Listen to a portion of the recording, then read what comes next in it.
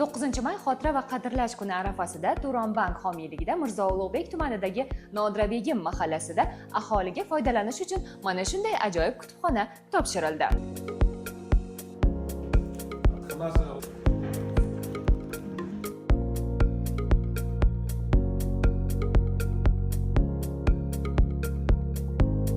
Bugun juda ham ajoyib kun.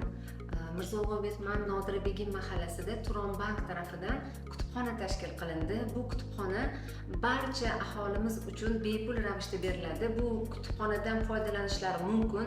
7 yoshdan 70 yoshgacha bo'lgan aholini qiziqtirgan iqtisodiy, ijtimoiy, siyosiy, huquqiy, psixologik kitoblar mavjud. Telefonda bitta kitobni o'qishdan ko'ra, bitta kitobni o'zi tugatib, o'qib, uni hayajoni bu boshqacha bir tuyg'u bo'ladi. Kelib, o'zingizga yoqqan kitobdan foydalanishingiz mumkin.